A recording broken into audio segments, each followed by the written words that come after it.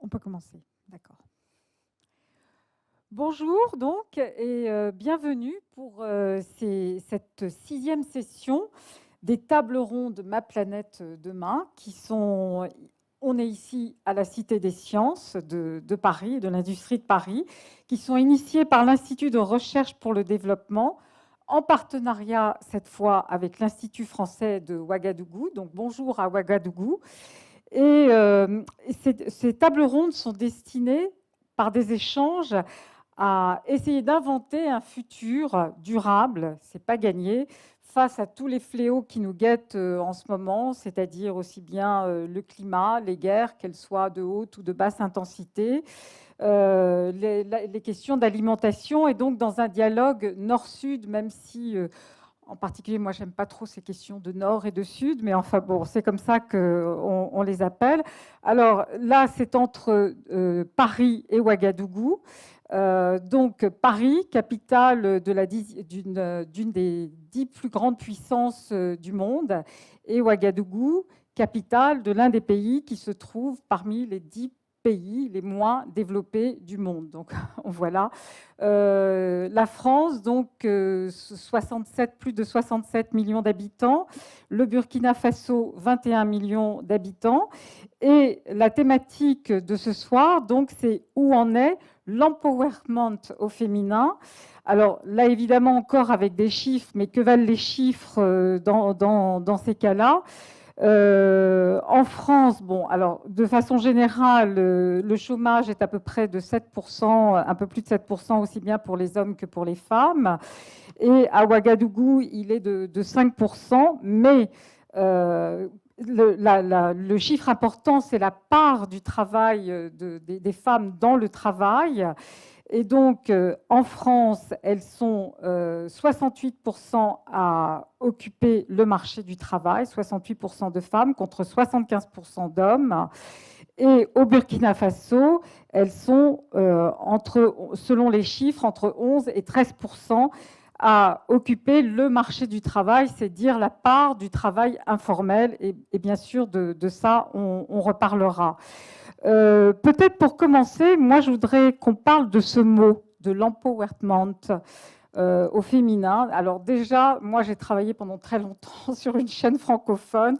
C'est un mot qui écorche un peu mes oreilles. Les Québécois disent empouvoirment.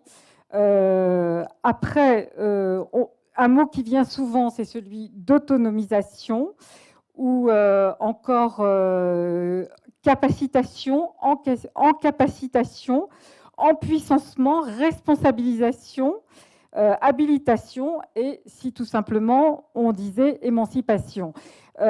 Pour en parler, donc pour échanger déjà autour de ce mot, nous avons donc deux intervenantes à Ouagadougou qui sont toutes les deux parties prenantes de ce qu'on appelle les TIC, les nouvelles technologies. Alors, nous avons Algieta Nassatrawina, qui est ingénieure, professeure des universités, et Aisha Nana, qui est développeuse web. Et ici, donc, à la Cité des Sciences à Paris, il y a Isabelle Guérin, qui est économiste, directrice de recherche à l'Institut de recherche et du développement, et Cécile Delalande, alors je ne sais pas comment on dit, artiste, communicante, que ce que voilà, et qui, bon, on en reparlera parce qu'on reviendra sur vos parcours. Moi, j'ai trouvé passionnant de parler avec vous en préparant cette rencontre, et je trouve que vos parcours disent beaucoup justement de cet empouvoirment. Voilà.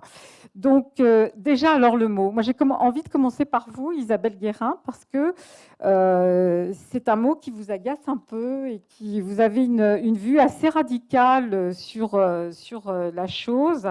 Je pourrais vous citer dans un de vos articles, vous dites le terme au sein de l'école genre et développement, le terme empowerment a été porté, revendiqué et sont conceptualisés depuis les années 1980 par un ensemble de militantes et de chercheurs.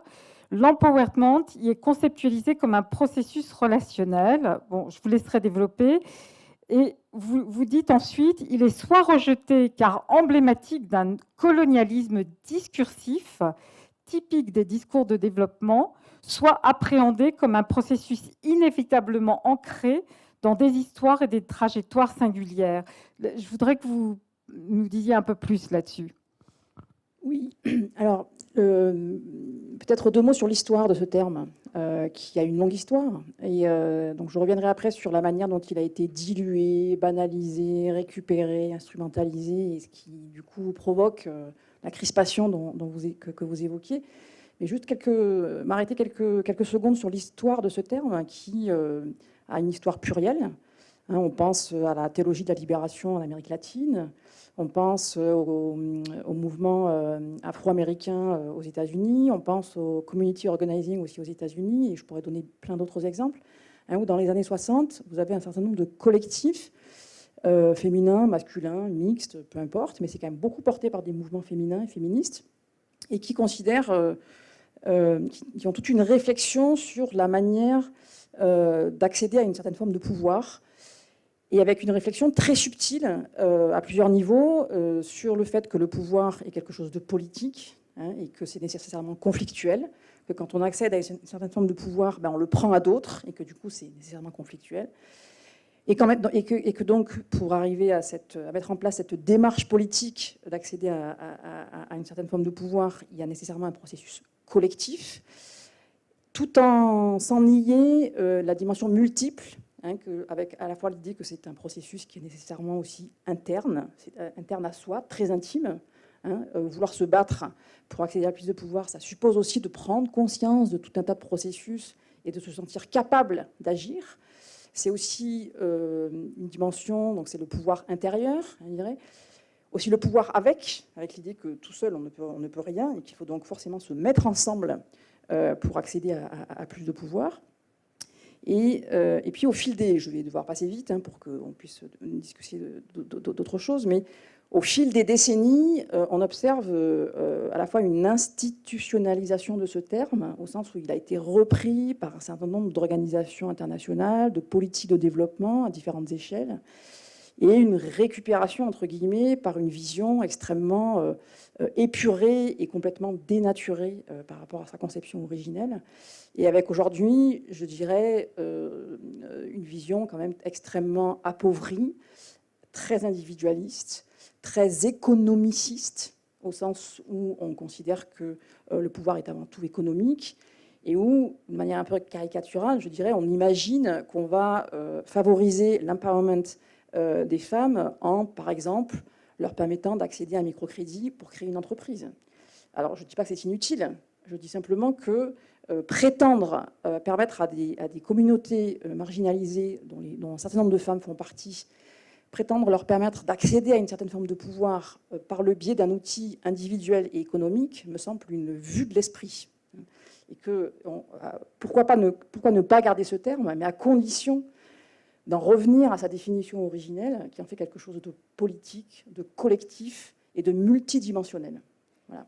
D'accord. Alors justement, je voudrais poser la même question à Algueta Trawina, puisque vous préférez le terme d'autonomisation. C'est ce que vous m'avez dit l'autre jour. Donc, qu'est-ce que vous mettez derrière empowerment ou autonomisation? Merci bien. Donc, comme vous l'avez dit, effectivement, moi, je donne plus le sens d'autonomisation à ce terme employement féminin. Et j'entends ici par autonomisation, c'est-à-dire la capacité d'être autonome, de pouvoir se prendre en charge sans être lié d'une manière ou d'une autre à autrui, voilà, sur le plan intellectuel ou moral. Et à mon avis, parler d'autonomisation de la femme, c'est comme si on prétendait à l'idéal. Pourtant, pour ce que je sais, de nos jours, ça va être difficile de dire qu'on a réellement atteint cette autonomisation de la femme. On tend vers, on peut le dire ainsi, on tend vers cette autonomisation avec toutes les actions que nous constatons un peu partout, par-ci, par-là, et en lien avec l'accompagnement pour la femme pour aller vers cette autonomisation. Et moi, c'est ce sens que je peux donner déjà à cette expression employment féminin. Cécile de Lalande, qu'est-ce que vous diriez, vous, sur ces mots? C'est le choix de ces mots Alors, et le fait qu'on prenne un mot en plus anglais, bon, enfin américain, quoi, même pour. moi, je ne sais pas si j'ai autant de pratique, en tout cas de ce langage-là. Moi, je suis un peu plus empirique. Ce que je constate, c'est que chez beaucoup de femmes dont moi je raconte des histoires, donc c'est mon métier d'écouter. Ce que je constate, c'est cette notion d'engagement qu'on va trouver de manière très, très forte, très souvent chez les femmes, et que c'est souvent un engagement collectif. Et que cette idée d'émancipation, chez les femmes, très souvent, pour moi, dans ce que j'observe, en tout cas, elle est reliée à une collectivité. Voilà. Et que c'est presque un trait assez spécifique qu'on trouve chez les femmes. En tout cas, c'est ce que je ressens. Voilà ce que j'aurais à dire. Et même question, Aisha Nana, que pensez-vous de l'usage de ce mot? Et si vous en préférez un autre?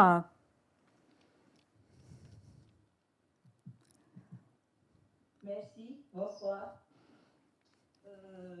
À mon sens, empowerment, c'est le mot idéal pour moi pour pouvoir exprimer cette capacité pour les femmes à prendre le pouvoir, c'est-à-dire être autonome, s'émanciper, avoir la capacité d'agir et de participer à changer le monde. Donc, je pense que le terme d'empowerment, c'est le terme qui sied le mieux pour qualifier cette situation pour les femmes à rechercher l'égalité homme-femme.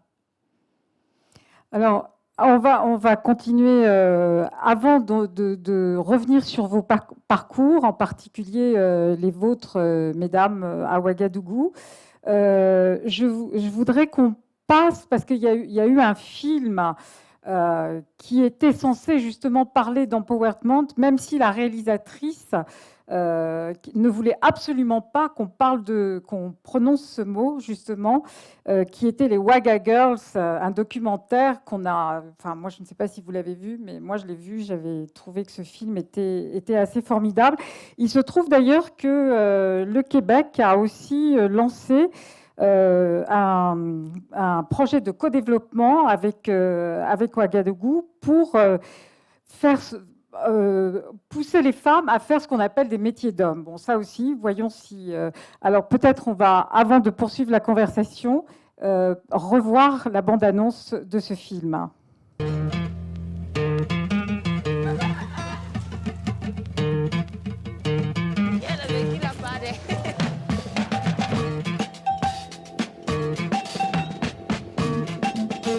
Monsieur Koumangou a dit, Mounira, laisse après mon examen et puis tu es... Tu peux travailler bien. Si tu n'as pas un bon comportement, on peut te chasser dans ton cours de travail. Attitude zéro. À tout moment, je le préviens. S'il arrivait que tu veux que je laisse mon travail, donc on va pas se marier. Et qu'est-ce qu'il dit?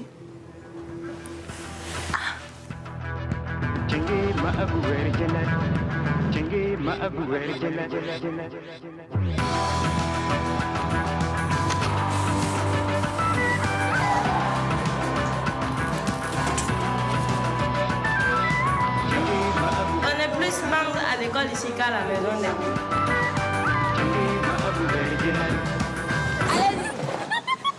Allez-y, ne laissez pas. Ça ne parle plus.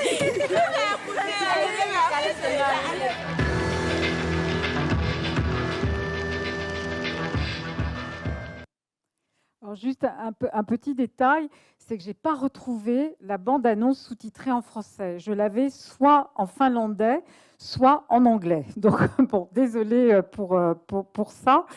Et donc, moi, j'aimerais, parce que justement, aussi bien Algueta Trawina que Aisha Nana, vous êtes entrés, vous allez un peu nous expliquer votre parcours, parce que vous inscrivez dans un domaine qui est plutôt réservé aux hommes. Il se trouve qu'il y a des chiffres pour la France qui viennent de sortir. Il y a eu un article dans Le Monde pas plus tard qu'hier. Et il semble qu'aujourd'hui, alors qu'on parlait plutôt de 30% de femmes dans les métiers des nouvelles technologies, en fait, on serait plutôt vers 17%. Alors d'abord, peut-être, Algueta, vous pourriez nous dire comment vous en êtes venu à devenir ingénieur et qu'est-ce qui vous a poussé vers ce métier et les nouvelles technologies? Merci pour la question. Et pour ma part, comme je l'ai dit la dernière fois, c'est une passion que j'ai eue pour la technologie depuis le très bas âge. Et depuis l'école primaire, j'ai toujours été passionnée par l'appareil, par l'ordinateur, par tout ce qui est appareil électronique. Et pour preuve, quand j'ai été admise à mon diplôme de baccalauréat et que je devrais passer à l'université, je ne jurais que d'aller faire de l'informatique. Et malheureusement, la première année, pour aller à l'université, je n'ai pas pu obtenir une inscription dans le domaine informatique. Et je me suis retrouvée dans une filière scientifique. Mais malheureusement, comme je n'avais pas vraiment l'envie, je n'étais pas engagée. Et j'ai attendu l'année qui a suivi pour maintenant avoir une inscription dans le domaine de l'informatique. Et c'est là que j'ai évolué jusqu'à encore, j'ai eu la chance d'être intégrée comme agent administratif dans un institut de l'université de Ouagadougou. Et étant là-bas, encore cette chance parce que c'est un institut également qui formait des informaticiens. Je me suis dit, tiens, je ne vais pas m'arrêter en si bon chemin. Pourquoi ne pas encore essayer de poursuivre? Donc, en même temps que j'étais employeur dans cet institut, j'étais en même temps étudiante.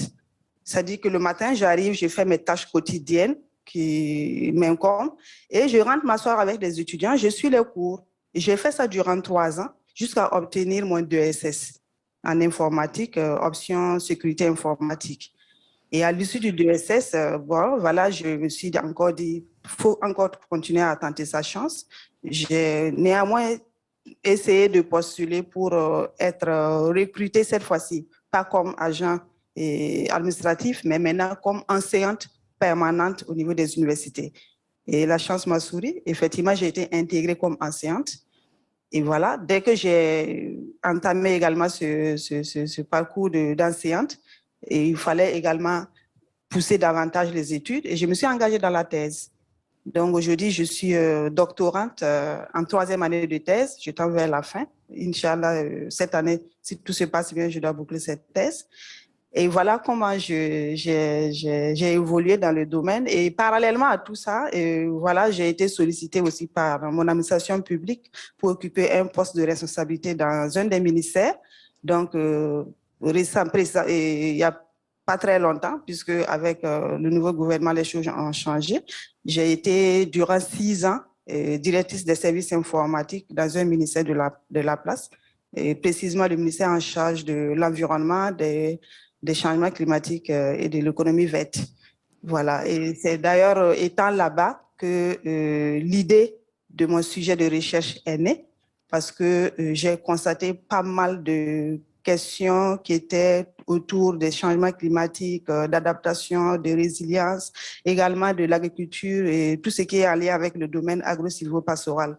Donc, je me suis dit, pourquoi pas essayer d'apporter ma contribution en intégrant les technologies pour accompagner ce monde agricole à mieux s'adapter à ces conditions climatiques qui aujourd'hui, on est tous victimes d'une manière ou d'une autre.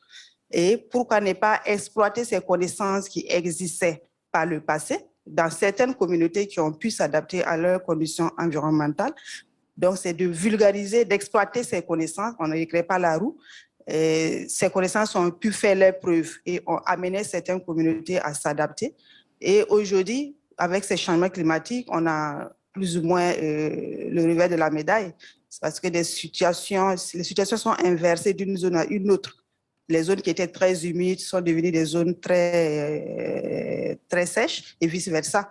Donc, c'est de voir comment on peut vulgariser ces connaissances endogènes-là et avec toutes ces communautés ou toutes ces populations pour pouvoir s'adapter et mieux être résilient à ces changements climatiques. Donc, voilà un peu résumé. Voilà, et en plus de tout ça aussi, je suis militante dans certaines associations et Oui, particulièrement, par exemple, vous animez la fondation Femmes, Technologies Nouvelles et Développement, en fait. Hein, c'est ça. oui, c'est ça.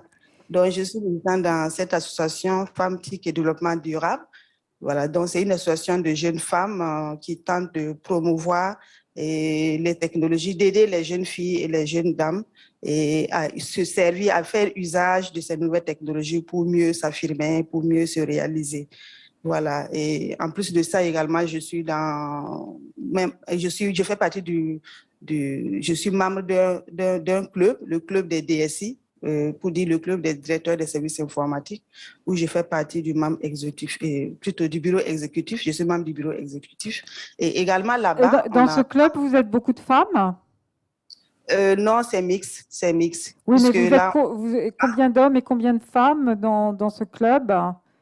dans le bureau exécutif, nous sommes 2 dames. Ouais, Nous voilà. sommes 2 dames et le reste des membres du bureau, ce sont que des hommes. Ouais. Alors peut-être vous pouvez passer on va passer la parole à Aïcha Nana parce que elle aussi elle a un parcours un peu plus, on va dire, incertain par rapport à cette entrée dans les métiers des nouvelles technologies. C'était pas du tout ce que vous vouliez faire au départ. Oui, effectivement, c'est pas ce que je voulais faire au départ. Je suis juriste de formation et après ma maîtrise, je voulais passer le concours de la magistrature pour en ressortir en tant que magistrate. Mais malheureusement, ça n'a pas marché pour moi. Lorsque j'ai obtenu ma maîtrise, on ne lançait plus le concours de magistrature. Donc, j'étais bloquée et je n'avais plus tellement d'options. Et pendant cette période, je participais à des formations par-ci, par-là, pour pouvoir monter en compétences. Et j'ai eu à participer à une formation de 1 mois, dénommée SASAQUEUSE, organisée par Simplon. Et au cours de cette formation de 1 mois, j'ai beaucoup aimé ce que j'ai appris. On nous apprenait l'initiation au codage, comment est-ce qu'il faut développer des sites vitrines, l'esprit de travail en équipe. Donc, c'est à partir de ce moment que la passion du métier d'informaticien a commencé à naître en moi puisque j'étais un peu curieuse de voir comment est-ce que ceci pouvait marcher, comment est-ce que ceci marche. Donc, ça m'a poussée à vouloir apprendre davantage. Et après cette formation, la même structure a organisé une formation intensive de 7 mois pour... Petit problème de connexion. Bon, on va continuer ici. Alors, en attendant que la liaison soit rétablie avec Ouagadougou. Et donc, Isabelle Guérin, qu'est-ce que vous pensez de ça? C'est-à-dire, excusez-nous, hein, on a eu une petite coupure, on reviendra après, de cette idée qu'il faudrait passer par faire des métiers d'hommes pour pouvoir avancer. Et je dois dire à la limite que économiste, pendant longtemps aussi, c'était beaucoup occupé par les hommes, d'une certaine façon. Oui, ce que ça m'évoque, ça peut être intéressant de resituer ça par rapport à ce qui me semble être un des fondamentaux des inégalités de genre, à savoir le fait que toutes les sociétés ont besoin de systèmes de représentation et de catégories pour penser le monde. C'est toujours quelque chose qui est rassurant. Et la vision d'un monde binaire masculin-féminin fait partie de ces systèmes de représentation qui ont une certaine universalité. Et cette division du monde en masculin-féminin, c'est non seulement binaire, mais c'est hiérarchisé, avec tout ce qui relève de la féminité, qui est très souvent considéré comme quelque chose d'inférieur à la masculinité, et toutes les tâches dites féminines qui vont être considérées comme inférieures aux tâches masculines, et les métiers féminins qui vont être considérés comme inférieurs aux métiers masculins. Donc effectivement, investir des métiers masculins valorisés parce qu'ils sont masculins est tout à fait une voie possible d'émancipation, pour reprendre le terme de la soirée. Et en même temps, je dirais que la question centrale, me semble-t-il néanmoins, c'est aussi de s'attaquer à la revalorisation de tous ces métiers dits féminins qui sont les métiers du soin, qui sont tous ces métiers qui font l'essence même de la société, que ce soit tout ce qui relève du travail domestique, du travail de soins, travail qui est parfois rémunéré, mais en grande partie non rémunéré. Juste un clin d'œil sur les chiffres que vous avez cités sur le Burkina. 13%, je crois, de femmes qui travaillent. Voilà, c'est ça, c'est pour ça que j'ai Comme dit si, que comme si un travail, les 87% restantes ne ne travaillaient travaillaient pas. Voilà. Voilà, quiconque s'est rendu dans ces endroits voit tout un tas de femmes affairées de l'aube jusqu'à la tombée de la nuit, à s'occuper des enfants, à ramasser le bois, à aller faire la corvée d'eau, à cuisiner et à faire en sorte que la vie existe, tout simplement, depuis la reproduction biologique jusqu'au fait de produire des travailleurs. En gros, je dirais, les hommes, je caricature, mais produisent des biens et des marchandises. Et donc, c'est le PIB dont vous nous parliez et qui fait que la France fait partie des 10 prétendues puissances du monde. Et tout ce qui relève du soin et du maintien de la vie, que ce soit la vie humaine ou la vie non humaine, est complètement dévalorisé, invisibilisé et participe de la dévalorisation majeure de la population féminine. Donc oui, pour investir des métiers masculins, parce que ce sont des métiers valorisés, symboliquement et monétairement, mais en même temps, il faut aussi se préoccuper de tout ce travail invisible qui est pourtant le cœur de nos sociétés. Que ferait-on sans ce travail de soins, sans ce travail domestique? Et on en a encore beaucoup parlé au moment de l'épidémie, où on s'est rendu compte que c'était surtout les femmes qui maintenaient la société, y compris dans le travail. Avant de poursuivre avec vous, Cécile Delalande, je voudrais juste qu'on voit, qu'on écoute plutôt une Claude Terrosier, qui est la fondatrice de Magic Makers.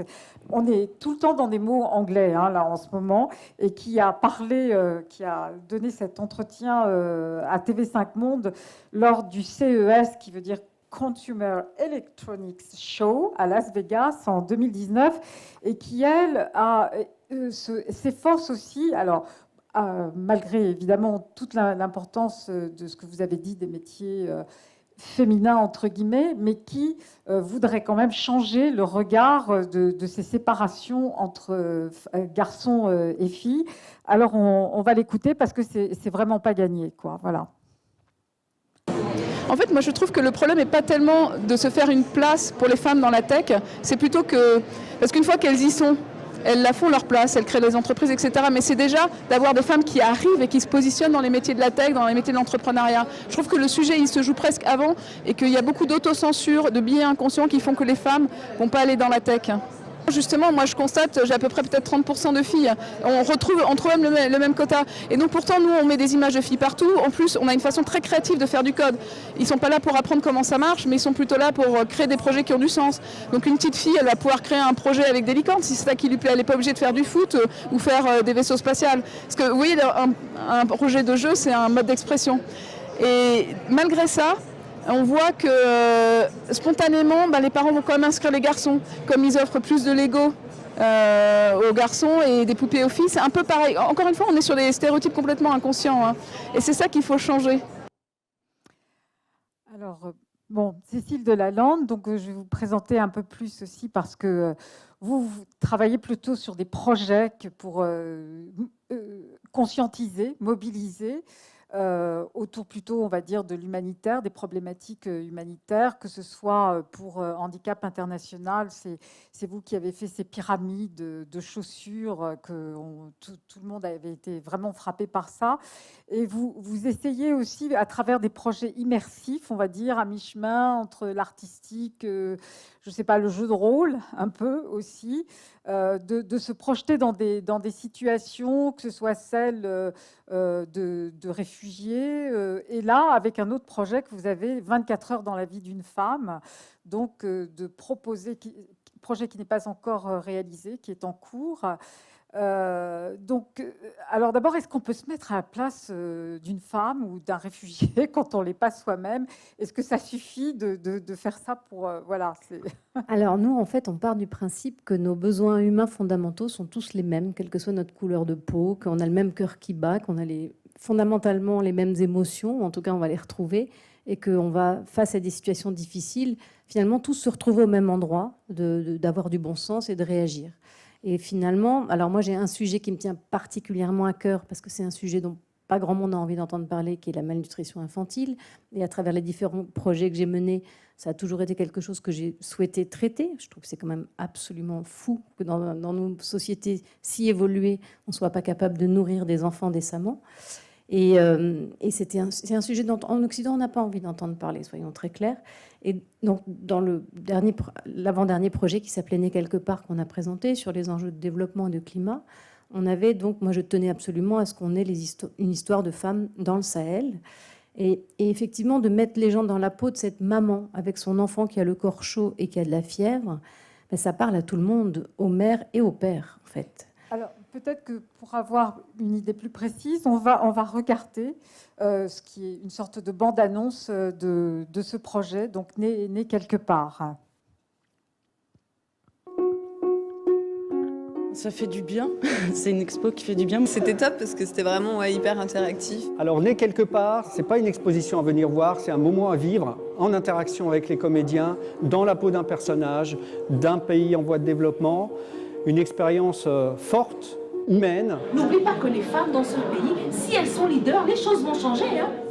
Le public sort vraiment ravi, quoi, et on sent qu'ils ont vraiment vécu une expérience. Quand ils sortent, ils nous disent tous « mais j'ai envie de refaire un parcours, j'ai envie de faire un autre personnage, de voyager ailleurs ». On a beaucoup de parents qui viennent avec les enfants, et les enfants se mettent tout de suite dans leur personnage. Ça va marcher de plus en plus, ce mode de sensibilisation par l'expérience. Ça donne du coup vraiment envie aux gens d'en savoir plus et d'aller plus loin, et c'est ça qu'on cherche. J'ai envie de le refaire maintenant, d'enchaîner avec une autre séance et aussi de faire partager à pas mal de personnes. Ça donne envie de faire les autres personnages, vraiment de revenir une autre fois pour essayer dans d'autres pays, dans d'autres continents et découvrir les autres histoires surtout. Donc oui, je reviendrai, c'est sûr. Et toi, où vas-tu naître ?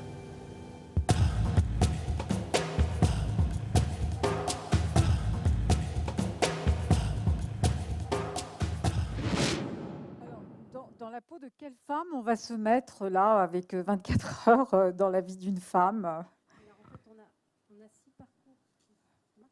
Oui. On a six parcours de femmes qui sont chacune différentes. On a Shaïda, qui est fille d'un imam au Kurdistan iranien avec un père qui lui interdit de créer. Et elle veut s'exprimer à travers la création. Donc à 13 ans, elle va faire une fugue. Elle va se retrouver mise au banc devant un conseil familial et elle échappe à un cheveu de la mort grâce à son père qui intervient, etc. On va avoir l'histoire de Juanita en Amérique latine dans les années 80 avec l'expropriation des peuples autochtones MAM. Et en fait, cette manière de prendre les femmes comme armes de guerre pour exproprier et piller les ressources des populations autochtones. On a l'histoire d'une femme migrante qui va quitter le nord Nigeria, qui va faire cette traversée qu'on connaît de cette zone de non-droit absolu qu'est la Libye aujourd'hui, dont on parle modérément.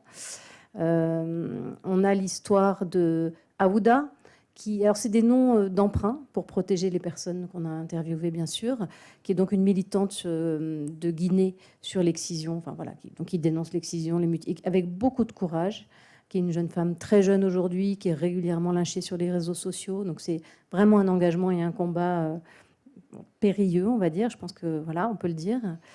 On a l'histoire de Vandana Shiva, donc on était content de mettre à l'honneur cette femme. Moi, je suis absolument fan de l'engagement de cette femme qui est pour moi une des figures de proue de l'altermondialisme et qui dénonce haut et fort les enjeux de l'agro-industrie, qui est très courageuse, je trouve, dans ses prises de parole et qui, du coup, met en avant la gratuité des semences avec cette notion et le système nourricier. Et c'est la première à parler d'écoféminisme et de la place des femmes dans le système nourricier. Donc à leur rendre hommage et en disant que le développement doit passer par les femmes pour une pérennité sur la planète. Et puis on a une histoire française de Marie qui est étudiante, vit dans les montagnes avec ses dans le Jura et qui étudie, qui va arriver, qui rentre à Normal Sup à Paris avec ce petit complexe de la province et qui rencontre un garçon dans des mouvements féministes militants. Puis elle est engagée, elle croit à la justice et donc elle tombe amoureuse de ce garçon qui va en fait lui faire vivre un enfer pendant 7 ans dans un silence absolu qu'elle est incapable de rompre parce que pour elle c'est juste pas possible de parler. On est avant MeToo. Et le jour où elle se rend compte que sa peur de rester devient aussi forte que sa peur de partir, elle va finir par avoir le courage et se donner les moyens, au bout d'1 an, de sortir de cet enfer. Donc ça raconte que c'est des choses qui arrivent à tout le monde, quel que soit le milieu, quelle que soit la couleur de peau, quel que soit... Et ce qui nous intéresse dans ces parcours, donc, c'est d'inviter le public à se glisser dans la peau du personnage, à rentrer dans ses émotions. Et en fait, toutes ces femmes, s'il y a un moment très fort dans leur vie, ça va tout déclencher un engagement très fort de leur part, toujours avec et pour les femmes. C'est vraiment quelque chose qui leur tient à cœur. Shaïda, aujourd'hui, a créé une plateforme qui s'appelle Voix de femmes sans frontières, qui donne la parole à toutes les femmes dans le Maghreb. Plateforme sécurisée. Et en fait, ce qu'on sait, c'est que ça agit en miroir, ces parcours. Et qu'en fait, en se glissant dans la peau du personnage, ça va nous... Moi, en tout cas, c'est ce à quoi je crois. Ça fait 20 ans que je développe ces projets pour essayer de générer en miroir une envie d'engagement. Alors, c'est un peu audacieux, mais en tout cas, ne serait-ce que déjà un changement de regard. On n'est plus à... Voilà, juste de décaler un peu son regard pour voir les choses autrement. En tout cas, c'est ça qu'on cherche à travers ces projets, sans trop théoriser, plus en proposant une expérience à vivre, et puis après, à chacun de faire son chemin. Alors, j'aimerais avoir un peu la réaction à Ouagadougou d'Algueta et de Aïcha, Algueta Trawina et Aïcha Nana. Donc, est-ce que vous pensez que ces propositions pourraient aussi agir chez vous, ou bien est-ce que vous pensez que à Ouagadougou, c'est plus par la loi, par l'éducation, c'est pas forcément contradictoire, mais qu'est-ce que vous pensez de ces possibilités? Algueta? Vous m'entendez ou pas? Ah, je crois qu'on a quand même... Ah, voilà. Oula, on a un peu des problèmes de liaison. Allez-y. Oui. Je n'ai pas suivi le début de la question. Je vous demandais de réagir. Est-ce que vous avez entendu ce que proposait Cécile Delalande, donc son projet de se mettre dans la peau d'une femme, de la vie d'une femme pendant 24 heures, et ce sont des femmes un peu de tous les horizons, avec des parcours très différents. Est-ce que vous pensez que ça pourrait être aussi utile chez vous, ou bien est-ce que vous êtes plus à penser qu'il vaut mieux par l'éducation, la loi, enfin des choses un peu plus formelles, on va dire, pour avancer? Bon, moi, je pense qu'il faut savoir conjuguer les deux tendances. Voilà, il faut savoir conjuguer les deux tendances. C'est vrai qu'il faut souvent se mettre effectivement dans la peau de la femme, comme ça a été décrit un peu dans le documentaire, cette bande. Mais également, l'éducation est capitale. Pour exemple, quand je faisais moi mon cycle de 2SS, j'étais seule fille dans la classe. J'étais seule fille dans la classe. Et la deuxième option aussi, au même moment, il y avait qu'une seule fille. Et lorsqu'on faisait les cours en commun, on n'était que deux. Donc, c'est pour dire que l'éducation est à prendre vraiment en compte. Et je crois qu'actuellement, on y arrive tout doucement. De plus en plus, les femmes s'engagent effectivement dans le domaine de la technologie. On voit de plus en plus de femmes. Et même tout à l'heure, quand vous avez projeté la bande sur le documentaire burkinabé, et voilà, c'est des métiers d'hommes par le passé qui aujourd'hui est pratiqué par des femmes. Donc, il faut qu'on puisse aller parallèlement avec les deux tendances pour vraiment parvenir, comme on peut le dire, vers cette autonomisation de la femme. Et Aïcha Nana, vous dites quoi par rapport à ces possibilités? Oui, effectivement, comme l'a dit Madame, ce serait bien de se mettre dans la peau de la femme, mais il faut aussi prendre en compte notre contexte, notre environnement. Au Burkina Faso ici, l'environnement n'est pas la même chose, on n'est pas dans le même contexte. Et pour pouvoir vraiment toucher la population, il faut passer par le changement de mentalité. Et changer la mentalité des gens, c'est surtout passer par l'éducation. Et avec l'éducation, on peut tout faire. Avec l'éducation, on peut passer par l'éducation pour pouvoir changer les mentalités afin que plus de femmes s'ouvrent à d'autres emplois, plus de femmes s'ouvrent à exprimer vraiment leurs capacités, leurs qualités, afin de pouvoir vraiment s'autonomiser. Isabelle Guérin, vous pensez aussi, si j'ai bien compris ce que j'ai lu chez vous, que l'émotion est très importante, qu'on ne doit pas seulement dire, bah voilà, on va financer, on va prêter de l'argent. Enfin, il y a tout un travail, ça passe aussi par le corps, etc. Est-ce que vous pouvez nous en dire un peu plus par rapport à ça? Oui, si on revient sur la question de l'émancipation, et quand je critiquais la vision aujourd'hui très individualiste et économiciste, du coup, ça me donnait l'occasion de développer un peu plus, moi, ce qui me semble être les ressorts essentiels de l'émancipation. Il y a d'une part, ça vient d'être dit, une très grande diversité de contextes. Les questions de genre, par définition, c'est quelque chose de construit. Donc même si on va trouver un certain nombre d'universaux, que ce soit le contrôle sur le corps des femmes, par exemple, que ce soit la dévalorisation des activités féminines, ça c'est quand même des choses qu'on retrouve un peu partout, malheureusement. Ensuite, voilà, il y a tout un tas de particularités propres à chaque groupe social, à chaque contexte, et donc d'où la nécessité de contextualiser et de s'intéresser en premier lieu à la manière dont les personnes, les femmes et les hommes, perçoivent et définissent cette conception leur propre conception de l'émancipation qui va être multiple et du coup les chemins de l'émancipation vont être multiples. Ceci étant dit, toujours dans cette quête d'identifier certaines tendances communes, je pense qu'il y a la question matérielle, sans hiérarchiser, hein, mais à la fois je fustige le fait de rabattre à une question économique, et en même temps, on ne peut pas nier le fait que l'émancipation passe par la question de l'accès et le contrôle à un certain nombre de ressources matérielles, que ce soit la propriété, le droit de propriété, y compris en France. Donc là, je suis complètement d'accord sur le fait qu'il faut arrêter les oppositions stériles nord-sud et que ces éléments-là se retrouvent partout, même s'il y a des degrés divers. Donc la question de la propriété, la question de l'accès à un certain type de revenu, le contrôle de ce revenu, etc. Ce qui passe aussi par la législation, hein, tout ce qui est la question de l'héritage, de la régulation de la propriété foncière, donc la question de l'État que vous évoquiez tout à l'heure me semble tout à fait décisive. Ceci étant dit, il ne faut pas s'arrêter là, et c'est là où entrent en jeu voilà, les questions émotionnelles et les questions corporelles. Là, vous parliez de Marie, qui a vécu cette situation, j'imagine, de violence de toutes sortes. Je crois dans les universaux de ce qu'on peut appeler le patriarcat, c'est pas un gros mot, hein, il y a vraiment cette appropriation du corps des femmes, et qui fait que la question de l'émancipation passe aussi par le corps, sous des formes multiples. Donc il y a un horizon très lointain qui serait une société où les femmes ont le même droit à disposer de leur corps que les hommes. Ça, c'est un horizon, je crains, qui ne sera pas pour demain, même s'il faut se battre pour avancer vers cela. Et à plus court terme, c'est voilà, des espaces et des moments où les femmes peuvent s'exprimer sans être censurées ou auto-censurées dans ce qu'elles peuvent dire. C'est se mouvoir dans l'espace sans être surveillées, épiées, comme ça peut l'être dans tout un tas d'espaces.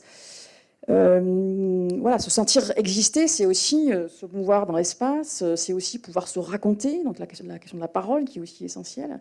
Et puis il y a la question effectivement émotionnelle, avec cette idée que on rabaisse souvent les émotions à quelque chose qui relèverait de la psychologie individuelle. Or, voilà, le plaisir, la joie font pleinement partie à la fois de l'émancipation. Ça doit être un des ressorts de l'émancipation. Hein. Et en même temps, se mobiliser, ça passe aussi par toute une dimension émotionnelle. Ces collectifs qui se mobilisent, dont vous parliez, et qui donnent aussi des raisons d'espérer, parce que dans tous les coins de la planète, ce qu'on observe, c'est que les femmes, sans relâche, se mobilisent, souvent à bas bruit, et cette mobilisation a souvent des ressorts émotionnels. Ça peut être la rage, ça peut être un sentiment de mépris qui peut être réutilisé pour des mobilisations qui ont pour point commun de rechercher cette fameuse émancipation. Alors, ça peut être anecdotique, mais on va regarder un reportage sur un peu l'émancipation par la marionnette, en fait. Il y a un programme comme ça, donc qui se passe, là c'est au Mali, mais qui est destiné aux femmes du Burkina Faso, du Niger et du Mali, et on va regarder. Avant toute chose, il faut s'échauffer. Ces femmes ont fait le voyage depuis la Côte d'Ivoire, le Niger ou le Burkina pour suivre cette formation de marionnettiste à Bamako. Pour certaines, c'est la première fois qu'elles touchent à une marionnette. Cet art est encore très largement réservé aux hommes. Jeannette est comédienne. À Bobo, au Burkina, impossible de trouver une telle formation. Les hommes marionnettistes qui sont dans ma ville ne donnent pas les formations de marionnettes aux filles. Je ne sais pas pourquoi, mais c'est pas trop. C'est un peu renfermé. C'est un peu un style. C'est pour les hommes. C'est un peu renfermé. Nous, on n'a pas l'occasion, la possibilité. Yacouba Magasuba a voulu changer les codes en ouvrant le monde des marionnettes aux femmes. Aujourd'hui, elles apprennent à donner un visage à leur pantin, une expression. Et même les manipulatrices confirmées, comme Kadi Diatou, ont encore des choses à apprendre. Elle est venue de Côte d'Ivoire pour glaner des idées pour sa compagnie de marionnettistes 100% féminines.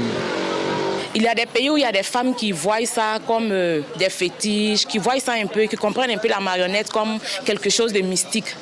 Et c'est ce mystique-là que nous, en Côte d'Ivoire, en tant que femmes, nous avons essayé de moderniser parce qu'à travers la marionnette, on peut sensibiliser, on peut corriger les lacunes, on peut faire beaucoup de choses à travers les marionnettes. Les femmes sont concentrées. Ce travail de création demande patience et application. Surtout lorsque l'on touche une marionnette pour la première fois, comme Aminata. Ça fait comme si on est à nouveau un enfant. Hein. C'est comme si on est en train de jouer avec son bébé, avec sa poupée. C'est la même chose, quoi. Comme je suis animatrice de formation, je pense que dans le domaine de l'animation, les marionnettes doivent également être insérées. Parce que quand on est animateur, on est appelé à travailler avec des jeunes, avec des enfants. Donc ça fait partie des activités de loisirs également. Il faudra ensuite vêtir sa poupée et se glisser dans la peau du personnage. En janvier prochain se tiendra la suite de la formation et ces femmes monteront alors sur scène pour le festival Rendez-vous chez nous à Bamako, une consécration.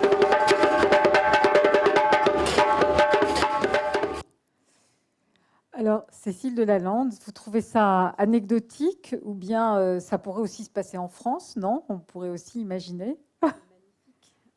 C'est magnifique, là, c'est comme ces marionnettes, mais on en a des marionnettes aussi assez belles qui tout de suite font sensation avec le Royal de Luxe, avec ces déambulations qui sont incroyables.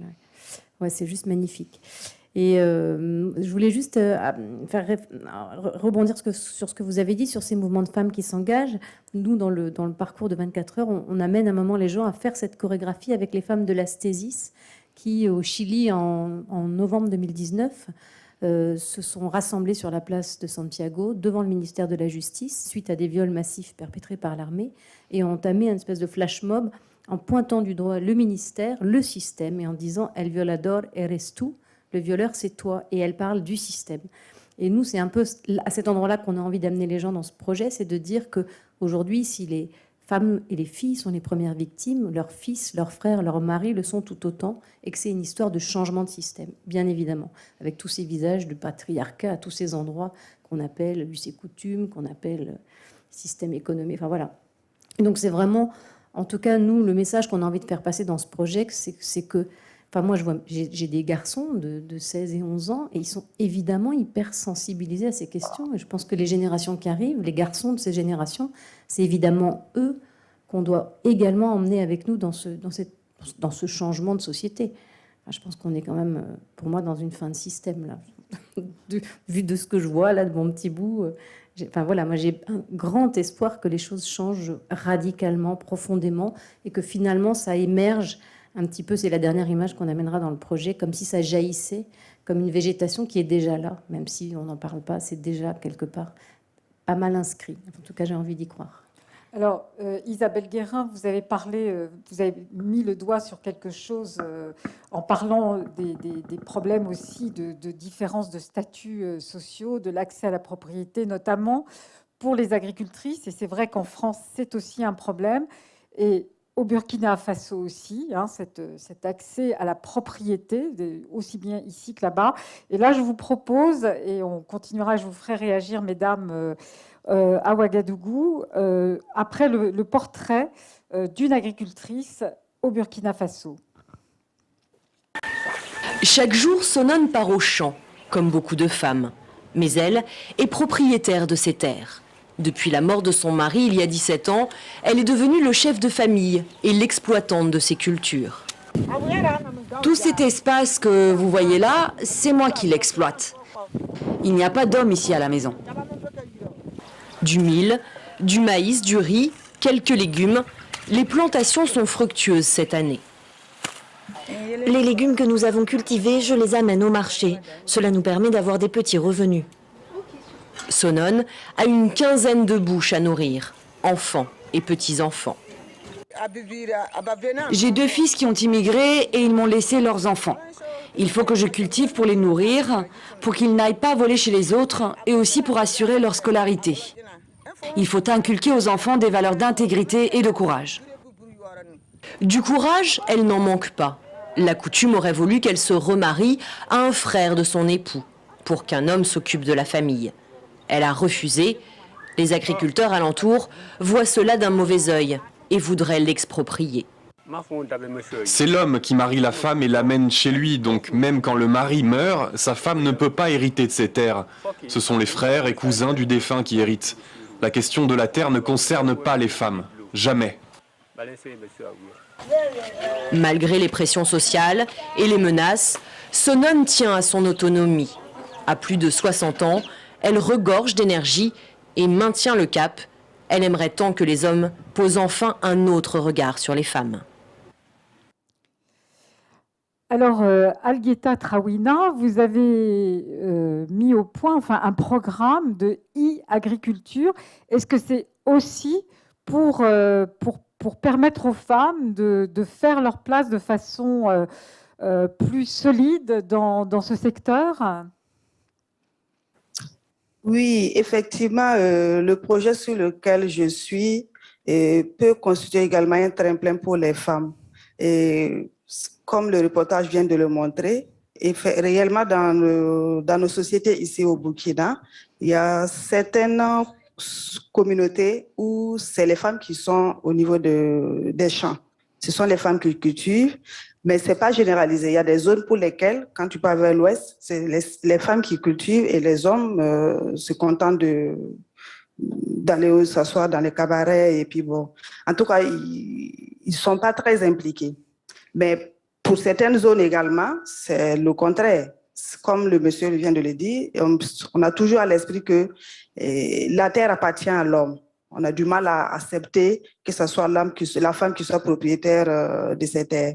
Mais moi, mon travail ici, dans le cadre de ma thèse, c'est vrai que ça peut contribuer à la gente féminine également de vraiment s'épanouir à travers ces connaissances qui vont être partagées comme résultat de mes recherches.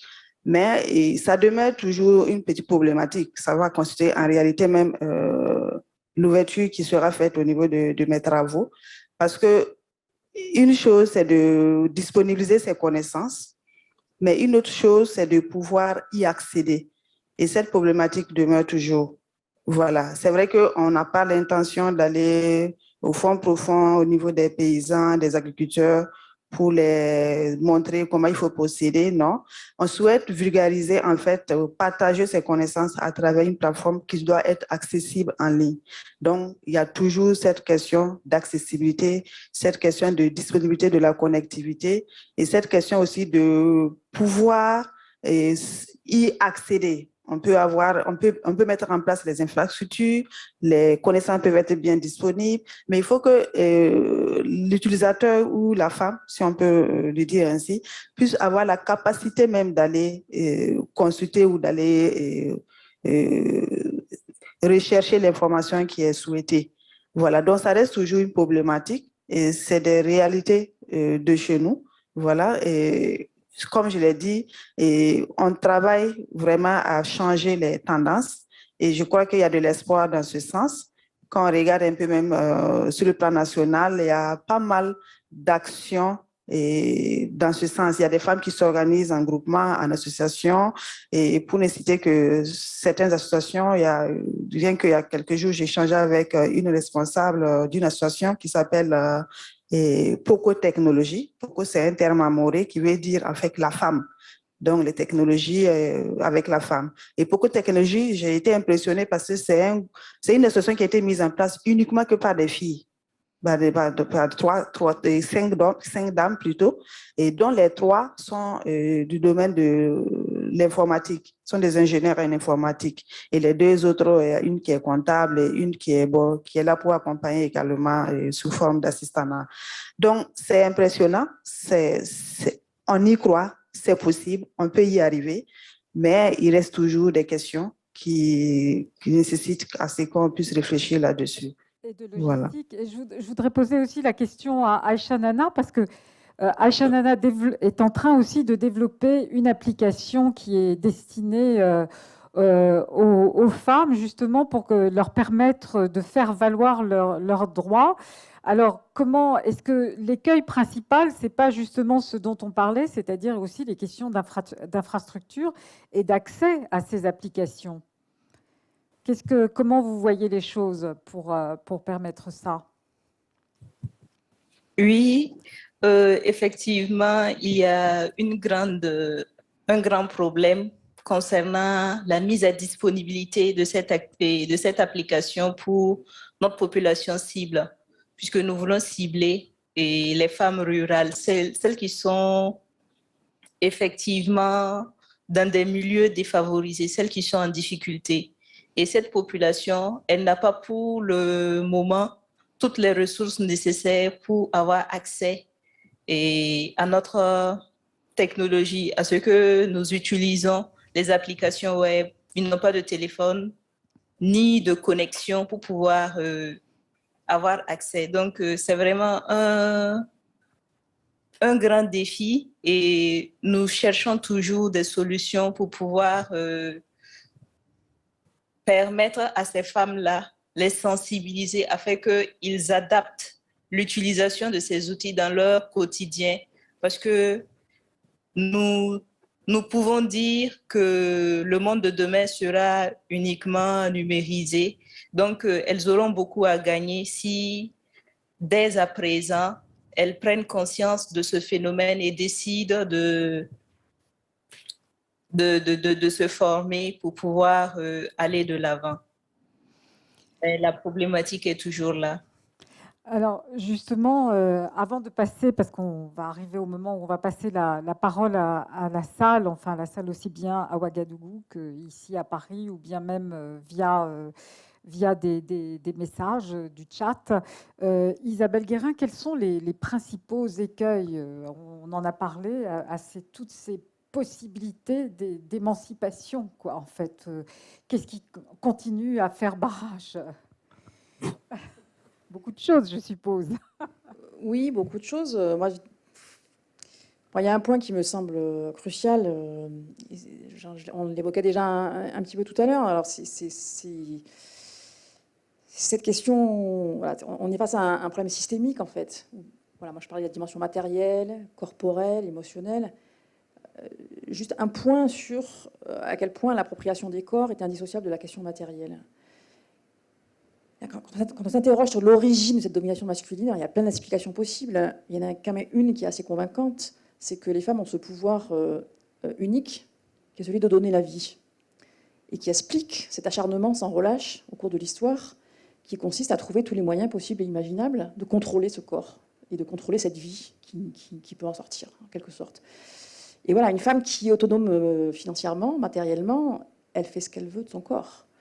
Et une femme qui est privée de l'appropriation de son corps, elle n'a pas accès, un libre accès à des ressources matérielles. Donc tout ça, ce qui rend les choses à la fois très compliquées et donc un peu déprimantes, mais en même temps montre voilà, qu'il y a différents leviers d'action, qu'il faut les avoir. Voilà, il n'y en a pas un qui est meilleur que l'autre, mais il faut les poursuivre tous de manière simultanée.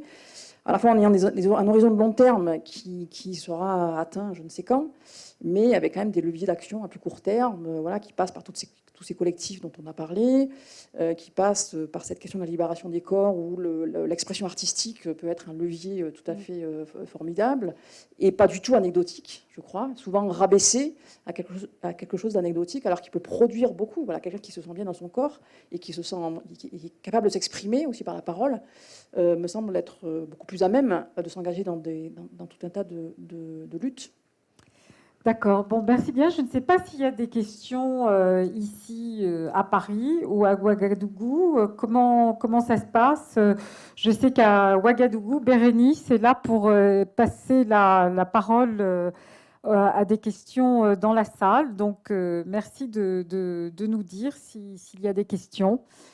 Je vois qu'il y a quelques personnes. Donc, est-ce qu'ici, il y a des questions? Est-ce que vous en avez aussi par le... Non, bah, sinon on peut... Alors, voyons. Oui, je crois. Il y a des questions là-bas.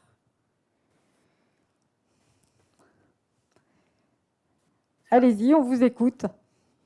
Merci bien. Merci de l'opportunité que vous nous offrez de participer à cette conférence.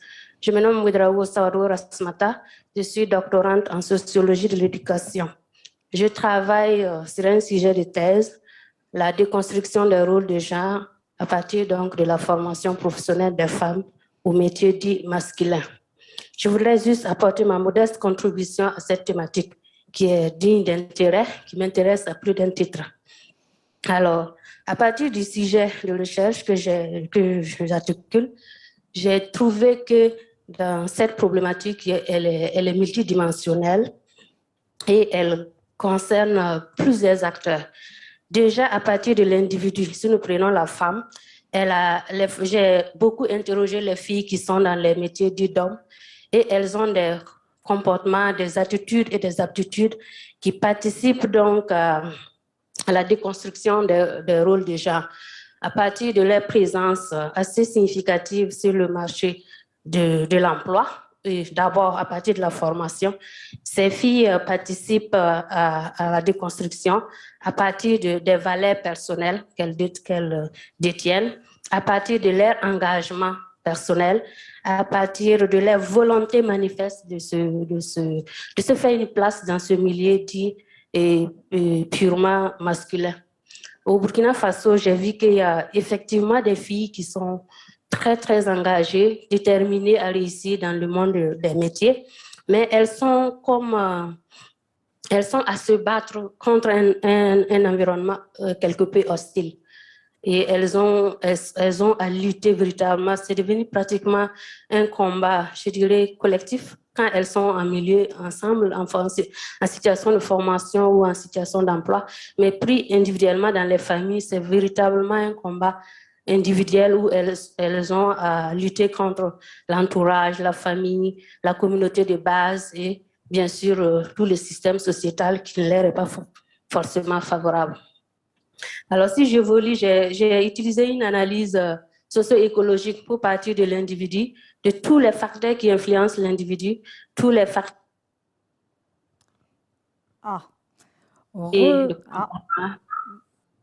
Ça revient. Non, ça ne revient pas. Si. Écoutez, on va peut-être déjà, parce que vous mettez le point sur quelque chose, c'est-à-dire le combat individuel et le combat collectif. Et ça aussi, peut-être, on peut en parler de comment ça s'articule, ça. Parce que est-ce que ça passe par un combat collectif ou bien est-ce que ça passe par un combat individuel, l'autonomisation, l'émancipation des femmes? Isabelle Guérin, vous voulez dire quelque chose là-dessus? Oui, à la fois s'interroger sur ces questions d'émancipation des femmes, il y a un côté très déprimant, puisque c'est systémique, il y a quelque chose d'universel. Et en même temps, voilà, ce qui donne vraiment des raisons d'espérer, c'est ce qui a déjà été évoqué tout à l'heure, c'est que dans tout un tas de régions du monde, il y a des collectifs qui sont là, qui se mobilisent, qui sont souvent dans l'ombre, parce que c'est des collectifs de petite taille, qui sont souvent en dehors des mouvements sociaux organisés, y compris de certains mouvements féministes. Il y a une diversité de formes de féminisme, et certains types de féminisme beaucoup plus ancrés dans la pratique sont souvent beaucoup plus invisibles que d'autres. Voilà, je prends l'exemple de collectifs de paysannes brésiliennes qui luttent pour mettre en place des circuits courts tout en revendiquant auprès des autorités publiques pour avoir accès à des marchés publics. Vous avez des collectifs un peu partout dans le monde de travailleuses domestiques qui se mobilisent pour faire reconnaître leur travail comme un vrai travail, tout en se mobilisant aussi auprès des employeurs, des autorités publiques, de certaines organisations internationales pour faire adopter des conventions sur le travail domestique. Donc, vous avez voilà, un collectif de vendeuses artisanales de poissons en Inde qui se mobilise contre l'entrée sur le marché de supermarchés, tout en revendiquant aussi auprès du gouvernement des licences spécifiques. Donc, vous avez, voilà, je pourrais donner plein d'exemples, à la fois de collectifs qui reposent sur des personnes. Donc il y a bel et bien des femmes qui individuellement trouvent le courage de s'engager dans ces collectifs. Et en même temps, sans voilà, un besoin absolument primordial de ce collectif, à petite échelle, mais aussi en alliance avec tout un tas d'autres groupes, pour peser sur les normes. Ça a été évoqué tout à l'heure, la question des normes, à la fois des systèmes de représentation, à la fois des croyances, mais aussi des institutions publiques, que ce soit la législation, que ce soit des politiques publiques. Et donc, il y a un potentiel. Il y a voilà, je ne sais plus quel terme que vous avez utilisé, mais ça bouillonne. Ça bouillonne. Nous, avec des collègues, on parle d'une effervescence. Et en même temps, voilà, on n'aime pas bien les termes anglais, mais on n'a pas trouvé la traduction française, le bubbling up. Donc, c'est ces espèces de bulles. Parce que tout ça est très fragile. Tout ça est très fragile parce que la résistance est très forte. Mais ce n'est pas parce que la résistance est très forte qu'il faut baisser les bras.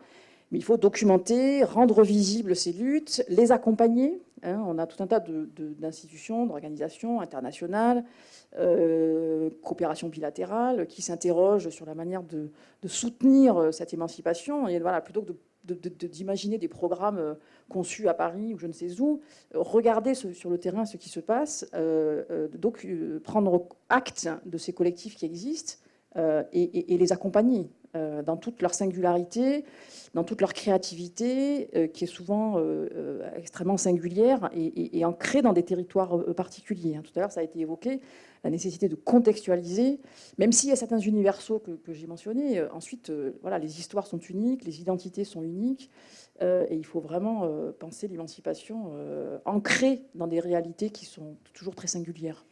Vous bouillonnez, justement, pour intervenir. Ça m'évoque juste le fait que souvent les collectifs de femmes sont structurés de manière très horizontale et en partant du terrain, c'est Vandana Shiva qui en parle, et moi-même je me rends compte que dans ma manière de m'organiser, on est en horizontal, il n'y a pas ce système hiérarchique, alors on est des petites structures, mais très souvent c'est des choses qu'on retrouve dans les collectifs de femmes. Enfin, je ne sais pas ce que les femmes, ce que vous en pensez, ce que vous avez à nous dire de comment ça fonctionne chez vous. Voilà, Algueta, est-ce que vous aussi, vous voyez ce bouillonnement collectif par rapport à ces batailles individuelles? Si je peux continuer, je dirais qu'effectivement, même si le mouvement est embryonnaire, il est un peu plus l'ignorer. Un mouvement est en marche, un mouvement est en train de naître et va grandir les années à venir. Parce que les femmes sont déterminées et elles ont l'accompagnement d'un certain nombre d'acteurs au développement. Et à coup sûr, ça mettra peut-être le temps que ça mettra, mais l'espoir est permis. Est-ce qu'il y a une autre question à Ouagadougou? Quelqu'une d'autre qui voudrait intervenir?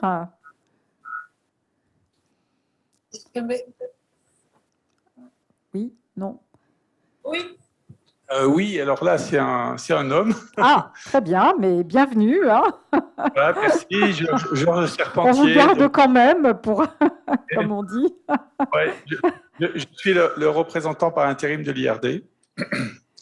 Je suis agronome. Voilà, je fais de la recherche en coopération au Burkina.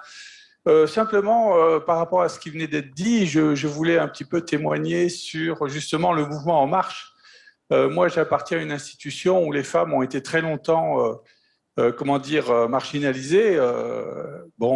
J'ai commencé en 80. En 80, c'était difficile de voir des femmes à l'IRD. Enfin, à l'époque, c'était l'Orstom. Et actuellement, je ne sais pas si on a atteint la parité, mais on ne doit pas être trop loin. En tout cas, ça a mis du temps. Et j'ai l'impression qu'au Burkina, ça va beaucoup plus vite. Voilà, l'impression que j'ai, par exemple, dans le milieu académique, on a organisé l'autre jour là, un atelier de doctorantes.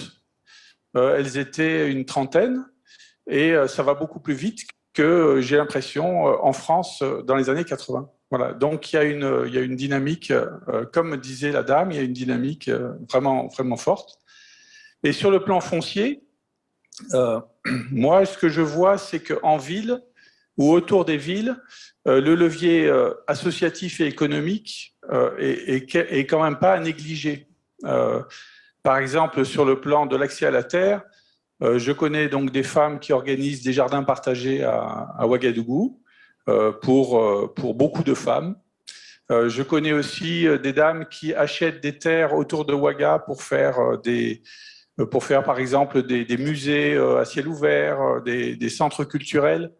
Donc il y a quand même des initiatives féminines quand même remarquables.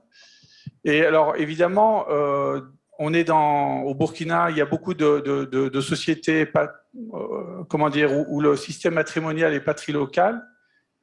Donc bien sûr, et sachant que le système foncier est aussi collectif, c'est-à-dire lignagé, en fait le système foncier n'implique pas les individus, mais il implique en fait des familles. Donc, comme les lignages sont patrilocaux, forcément, ça réduit l'accès aux femmes aux terres. Bon, elles ont un accès sur demande. Elles sont un peu considérées comme des étrangères, si vous voulez, dans leur village d'accueil en quelque sorte. Donc, elles ont accès à des terres, mais sans pouvoir les transmettre à leurs descendants. Ça passe toujours par le système patrilocal. Alors, c'est différent, par exemple, à Madagascar, où là, vous avez d'autres systèmes et au contraire, les hommes vont se marier à des femmes qui ont des terres. Voilà. Est-ce qu'il y a d'autres questions ou bien est-ce que Algueta Trawina et Aïcha Nana, vous avez envie de réagir par rapport à cette dynamique qui serait forte et en cours dans votre pays? Je ne sais pas si vous avez le micro, comment ça se passe, si vous pouvez répondre. Oui, je m'aligne vraiment avec ce qui vient d'être dit tout à l'heure. La dynamique, on le constate. On constate qu'effectivement, il y a de plus en plus de femmes qui s'engagent. Elles arrivent à s'organiser en groupement. Et aujourd'hui, même si jusqu'à présent, le constat, c'est que c'est beaucoup plus dans le milieu urbain, il y a pas mal de femmes qui se mettent en association. Et à travers, de façon virtuelle, elles mènent des activités qui donnent très bien. Elles arrivent même à toucher un grand public juste en utilisant les réseaux sociaux, les technologies. Et la dernière fois, j'en parlais avec une qui m'a témoigné qu'il y a des femmes même qui organisent des tontines. Je ne sais pas si à votre niveau, vous connaissez un peu cette idée de tontine. En fait, c'est des façons de faire comme de l'épargne, voilà, mais entre des groupes de personnes. Et c'est fait uniquement que par des femmes. Et ça marche très bien. Et elles arrivent même à faire des réalisations à travers cette manière de procéder. Et au-delà de ça, comme je l'ai dit tout à l'heure, on constate que de plus en plus également, il y a des associations qui voient le jour et dont les actions sont beaucoup plus orientées pour le bien-être de la femme et de la jeune fille. Donc l'espoir vraiment est là. On a de l'espoir que les choses vont changer les années, les jours, les mois à venir, parce que sur le terrain, il y a beaucoup d'actions qui sont menées. Et même si on prend aussi au niveau politique, de plus en plus, la question de genre se pose. Voilà, et comme on le sait, le quota genre de nos jours devient presque une obligation. Même si on a du mal d'abord à l'atteindre, quand même, c'est toujours pris en compte dans les décisions politiques. Donc, on se nourrit d'espoir. On se dit que c'est vrai, les difficultés demeurent parce qu'il y a pas mal d'obstacles au niveau de la femme. Malgré tout ce qu'on vient de dire, tout ce qu'on cite, elle reste toujours la femme. Et la femme, dans l'esprit africain ou burkinabé, la femme, elle est faite pour rester dans le foyer, pour prendre soin de la famille, des enfants, de leur éducation. On ne peut pas, d'un jour au lendemain, du jour au lendemain plutôt, effacer cette mentalité. Voilà, c'est de pouvoir peut-être sensibiliser la femme à pouvoir intégrer, voilà, en plus de ce rôle qu'elle doit jouer là, pouvoir intégrer également cette culture de pouvoir entreprendre et rester toujours la femme qu'on attend d'elle, qu'on veut d'elle. Voilà, garder quand même cette culture qu'on ne peut pas effacer, il faut qu'on l'accepte, c'est comme ça. Mais au-delà de tout ça, on doit pouvoir s'ouvrir et aller vers d'autres ouvertures et pouvoir mieux s'affirmer, se réaliser et pour pouvoir être plus épanoui. Donc, moi, c'est ce que je pense et on pense que l'espoir est permis. Peut-être il y a encore une intervention dans la salle à Ouagadougou, à l'Institut français. Non? Non, apparemment non. Non, apparemment non. Alors, Aïcha Nana, est-ce que vous voyez aussi cette dynamique? Vous êtes plus jeune, bon, donc vous êtes toujours apprenante, étudiante, en train de. Est-ce que vous voyez autour de vous aussi cette dynamique qui se passe?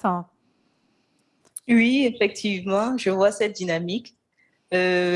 Pour rejoindre ce que Madame a dit, et dernièrement, je suis rentrée en contact avec des dames qui s'organisent, elles ont des champs et elles veulent cultiver. Maintenant, elles n'ont pas le financement nécessaire pour pouvoir exploiter leurs champs.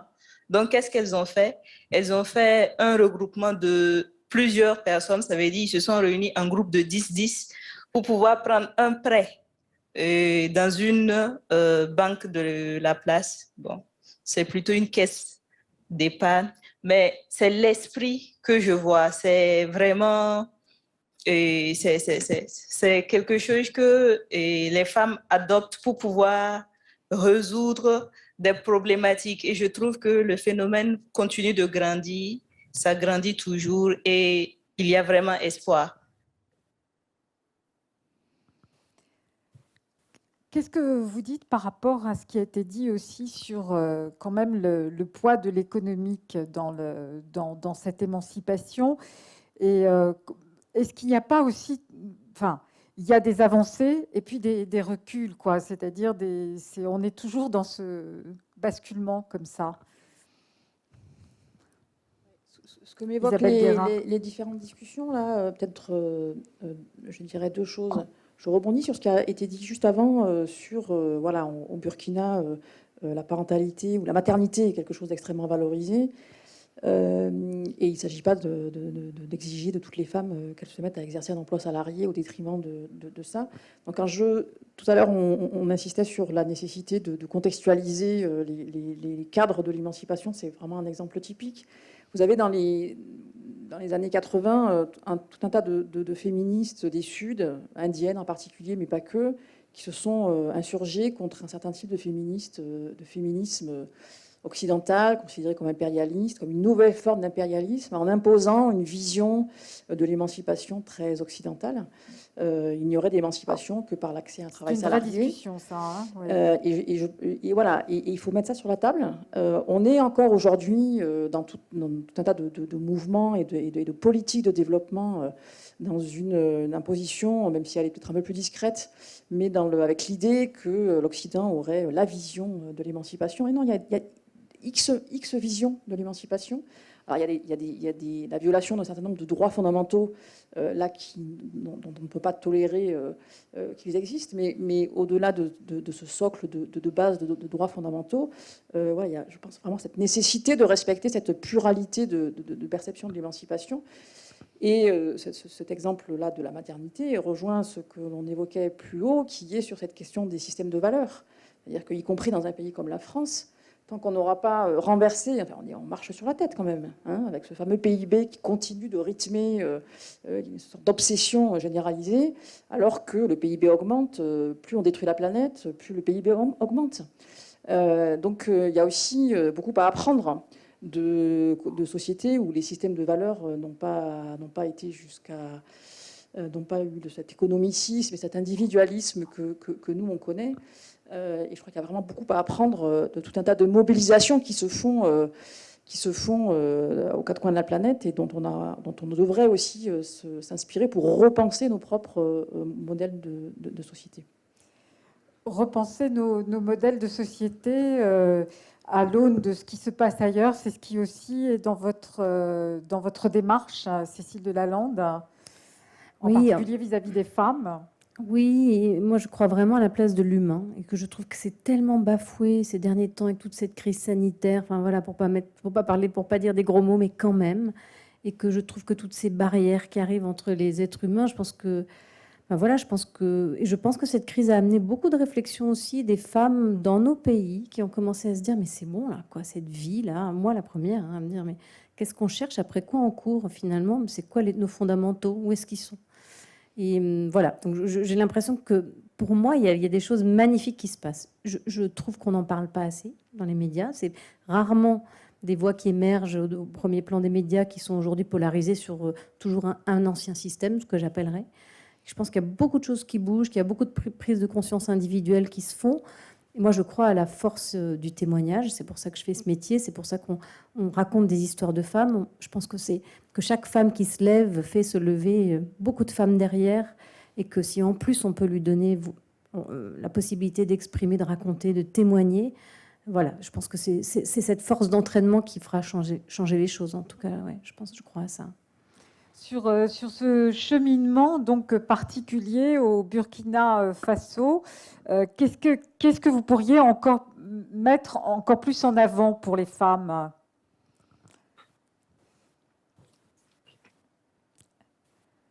Qui veut parler? Algita ou Aïcha? Bon, ce que moi je peux dire concernant le Burkina Faso, déjà il faut mettre l'accent sur l'éducation. Il faut mettre l'accent sur l'éducation parce que il y a toujours cette mentalité de dire bon, la femme elle est faite pour la maison. Mais dans le milieu urbain on le sent moins. Mais dans les communes et les régions c'est toujours d'actualité. Il y a que la semaine dernière je suivais l'actualité de chez moi ici et j'étais surprise de me rendre compte que par exemple, le phénomène de rap est de plus en plus fréquent dans certaines régions du Burkina. Et ils ont même donné des statistiques qui étaient un peu choquantes. De 2021 à 2022, il y avait 200 filles qui abandonnaient les bancs. Et le reportage, justement, montrait l'exemple d'un enseignant qui a été choqué par le fait qu'il y a une de ses élèves, très brillante en classe, qui, un certain temps, ne venait plus à l'école. Donc, il s'est intéressé à comprendre qu'est-ce qui s'est passé. Et justement, c'est dans cette quête d'information qu'il a découvert qu'en réalité, elle a été enlevée par des jeunes garçons, par force, bien sûr. Et même, et ça d'ailleurs, ce n'était pas avec le consentement des parents. Voilà, et l'enseignant s'est battu à sa façon pour que l'élève revienne en classe. Donc, ce phénomène, il est toujours là. On le vit dans les provinces, dans les régions, dans les villages. Mais il y a aussi un travail réellement qui est fait. Donc, et pour pouvoir y arriver, il faut beaucoup de la sensibilisation. Il faut même que dans les cursus scolaires, qu'on puisse intégrer en fait des curricula, dans les curricula de formation, qu'on ait des modules qui vont beaucoup plus cibler la jeune fille. Voilà, l'éduquer, la sensibiliser. Déjà, dès le bas âge, voilà, l'amener à s'affirmer, à se dire qu'elle peut bien réussir comme les jeunes garçons, faire le même métier comme les jeunes garçons. Et on le constate, voilà, comme je l'ai dit, moi je suis dans le milieu de l'enseignement et aujourd'hui quand je rentre dans les filières techniques telles que l'informatique, quand tu rentres en première année, c'est-à-dire ceux qui viennent avec le bac, cette année, je pense qu'on était pratiquement à 50% de jeunes filles. Chose qui n'était pas le cas il y a 56 ans. Comme je l'ai dit, moi, quand je faisais mon master, j'étais seule dans la classe. Voilà, donc il y a de l'espoir.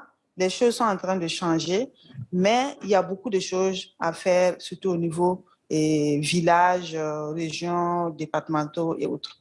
Maintenant, il y a pas mal d'exemples qu'on a donnés ici. Et les associations qui naissent un peu partout, qui se forment un peu partout, peuvent être un canal, vraiment une bonne opportunité pour toucher une grande masse de ces femmes. Voilà. Mais le combat demeure toujours. Le combat demeure toujours. Si on prend même l'exemple de certaines, comme ce qu'elle vient de dire, hein, elles arrivent à s'organiser et bon, elles ont de l'accompagnement, mais c'est vrai que le nombre, la grande masse reste toujours à atteindre. Voilà, c'est peut-être toujours une minorité qui est concernée, mais il y a un grand travail toujours à faire et qui fait qu'on a du mal à atteindre peut-être un certain nombre.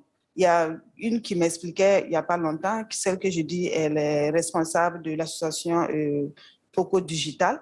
Voilà, et elle m'a expliqué un phénomène qui m'a paru bizarre, c'est-à-dire qu'il y a des considérations mystiques même un peu dans ce phénomène. Il y a des gens qui ont cette mentalité comme si la femme, si elle s'approprie un peu de la technologie, et on ne pourra plus la maîtriser, on ne pourra plus la cerner. Donc, il y a cette peur, il y a cette mentalité qui est là, qu'il faut travailler déjà à changer. Voilà, donc, le combat demeure toujours, mais on pense qu'on pourra y arriver. Voilà. Alors, comme on arrive au terme de ces rencontres, j'ai quand même envie encore de poser une question à Aïcha Nana. Votre rêve, c'était de devenir magistrate. Vous le gardez toujours, ce rêve, ou vous y avez renoncé? Me concernant, j'ai renoncé à ce rêve puisque maintenant ma vision c'est l'entrepreneuriat et je pense que ce domaine me correspond encore mieux. L'essentiel c'est pas de chercher qu'est-ce que je veux, qu'est-ce qui fait de moi que ce que je fais là ça me rend heureux. Et je pense que je peux m'estimer heureuse d'avoir fait ce choix et être magistrat, non. Non. Je ne suis plus intéressée pour le moment. Non. Et donc, je préfère utiliser mes compétences pour pouvoir aider les autres, pour pouvoir aider celles qui sont dans le besoin et réaliser mes projets personnels. Bien, écoutez, je vous remercie beaucoup. Moi, je suis en tout cas, ce qui m'a rendue très heureuse, c'est de vous écouter toutes les quatre ce soir. Et donc, on arrive au terme de ces rencontres qui se sont passées à Ouagadougou et à Paris. Et donc, un grand merci aussi aux techniciens de régie, aussi bien ici qu'à Ouagadougou, qui ont permis, avec quelques petits, mais ça, quelques petits écueils, mais bon, ça, c'est les problèmes du direct, justement. Et donc, merci à l'IRD de permettre ces rencontres. Et donc, à une prochaine fois. Merci beaucoup à vous quatre et à toutes les participantes aussi à Ouagadougou et participants, puisqu'il y avait un homme quand même. Voilà. Merci. Merci bien.